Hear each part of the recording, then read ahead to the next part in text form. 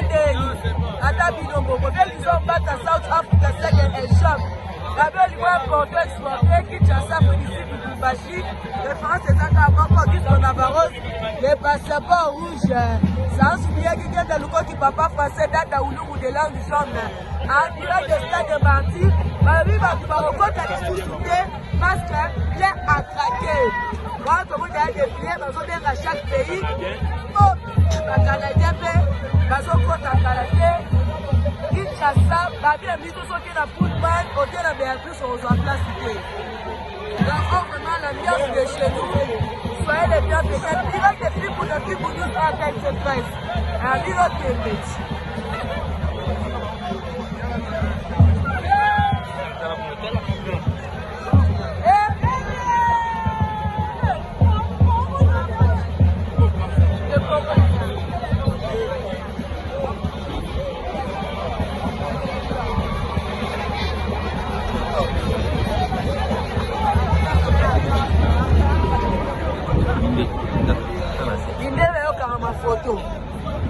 Bonjour, bienvenue dans la biso ya Congola Brazza.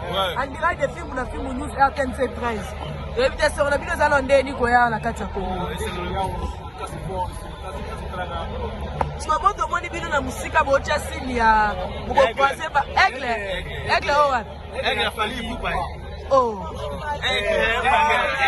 Bino mo eli Fabio. Olobi il a fait francophonie, mais francophonie. Merci beaucoup, on est ensemble, restez branchés. Na ba kamera Canadien moyo kama photo. Siko bien to evite ba miso mo luka ba yebana ndenge ni. Kitsuka. Voilà ba luku. Lo ba ba misa fali ba yebana raté. So to moni ba Camerounais ba yo kanga ba photo na bango ba Beninois ba yo kanga ba photo ba lobi ni.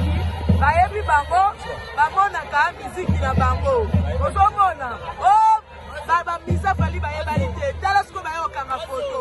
Baendeli bango wapi pour ko batia niveau ya kama photo na bango. Chef, viens. S'il vous plaît. Vous le connaissez? Quelle nationalité? Vous connaissez ce monsieur? Il est qui? C'est pas son nom, il est Ivanis. Vous le connaissez de vous? Il fait quoi pour que vous le connaissez? Vous avez vu seulement quelqu'un pour venir prendre des photos, pourquoi? Il danse pour Fali, chante pour Fali. Tu dis? Il danse pour Fali, chante pour Fali. Il danse pour Fali, chante pour Fali. Donc vous le connaissez. Vous là-bas, vous écoutez la musique de Fali. À part Fali, quel musicien congolais que vous connaissez? Moi, juste Fali. Vous connaissez seulement Fali? Oh,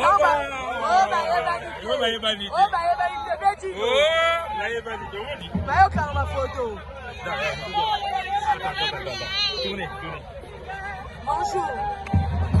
S'il te plaît. Tu es de quelle nationalité? Camerounais. Vous connaissez ces gens? Vous connaissez ces gens? Ils sont qui? Ils sont les danseurs de Fali. Tu le connais depuis. Vous les suivez où? Sur Instagram. Et là-bas, par Fali, vous connaissez quel musicien congolais? Ferregola.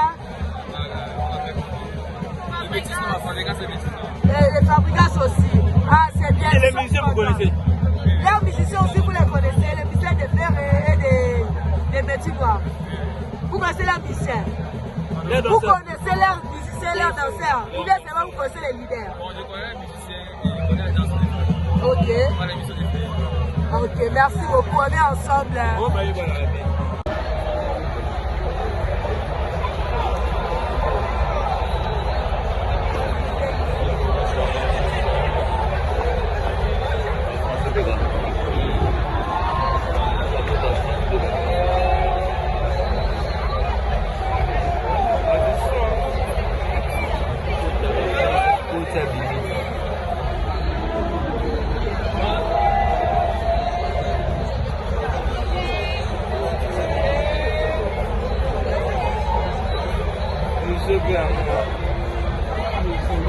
Biso de beta tina Niger. Olobi tata. Biso de beta tina Niger. Tina Niger.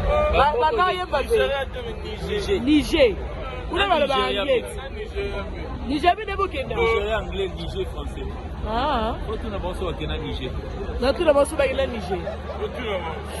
Bango na biyete bango. Bango. Ah. Oh lele pa. MC Baba.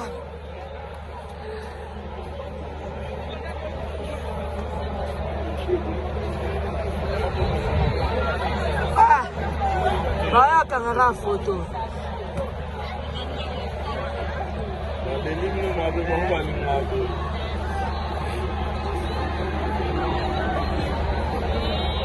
Ils ont un air, ils sont nés, ça va pas.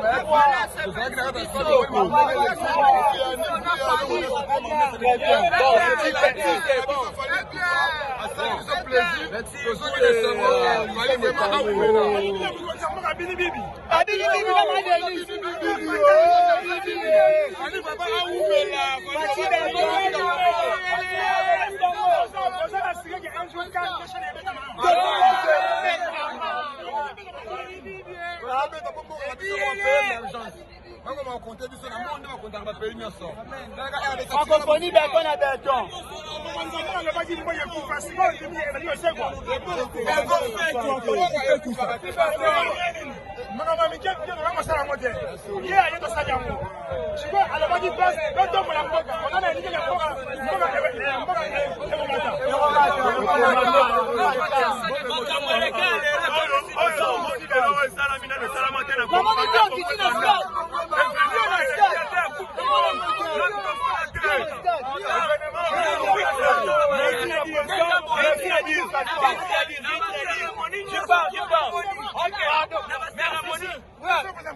Ouais, Fatih Béton, où là.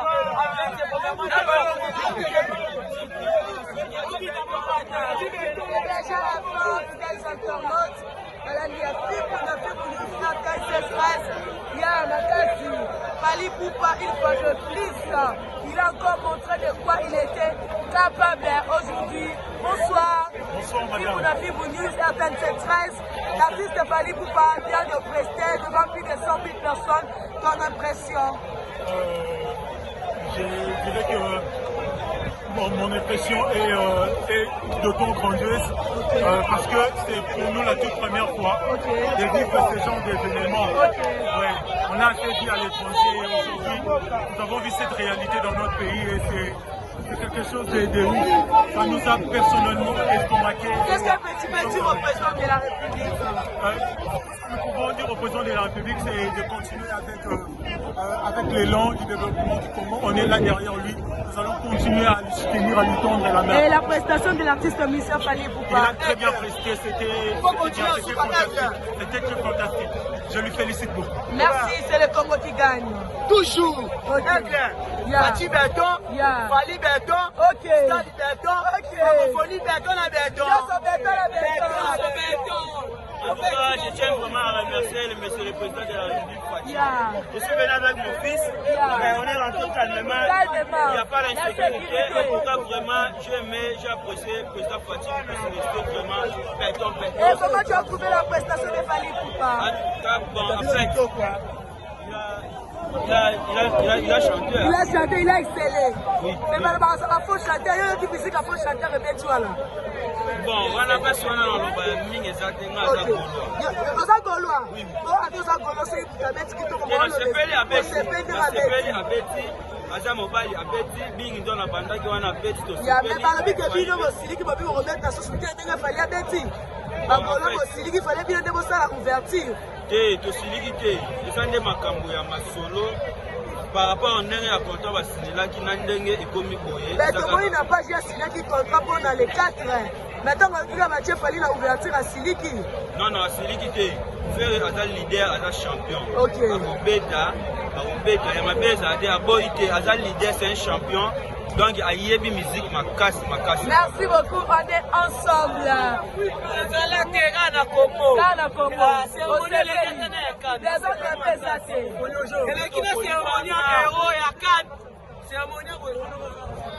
Bonsoir. Vous répondez au nom de qui déjà? Nous sommes portugais. Ok, vous êtes congolais? Burundais? Congolais. Ok, comment tu as trouvé la manifestation de la francophonie? Tout bien. Ok, on va dire pour la présidente Fatih. Pour la présidente Fatih, qui va organiser, comment dit, tu vas y aller, pays belé. Beaucoup bien. Beaucoup bien. bien. Toi, tu parles quelle langue? Moi, je parle portugais. Portugais, ah! Moi, je parle Ok, merci beaucoup. Donc, on est ensemble. Donc, c'est déjà la fin. Tout le monde est satisfait.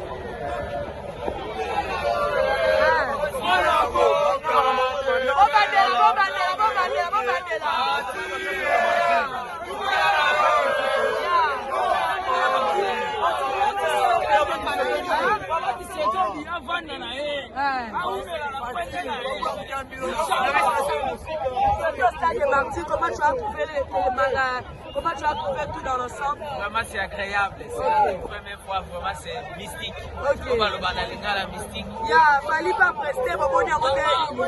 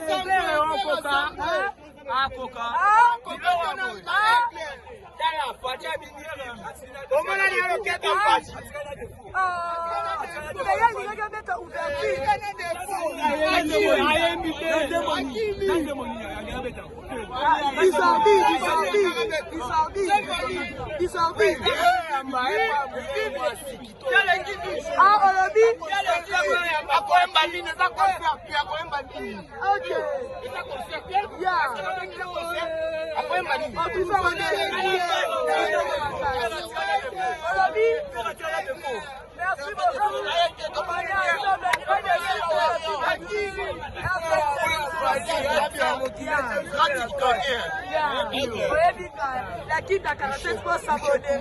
Toujours. Si vous n'avez pas vu ça, c'est 13 ans. Moi, je me dis que c'est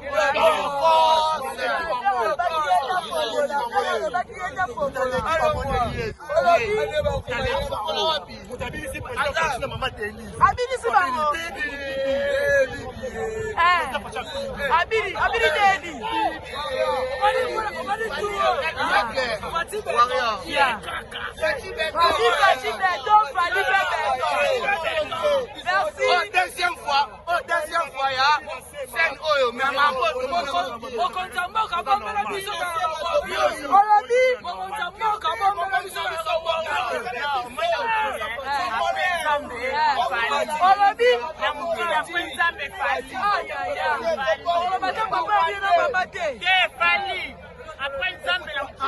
après Jésus, c'est folie. Après Jésus, c'est folie. Après Fali, il n'y a personne. Après Fati, c'est Fali. Merci beaucoup, on est ensemble. C'est déjà la fin, fidèles internautes. Il y a Fipou News. RTNC 13, dans le vide, les Carabango, va ça la rassembler. Abonnez-vous massivement sur mon TikTok, la Kid Dakar 47. Et n'hésitez pas à liker, à partager, à commenter. On se dit à bientôt.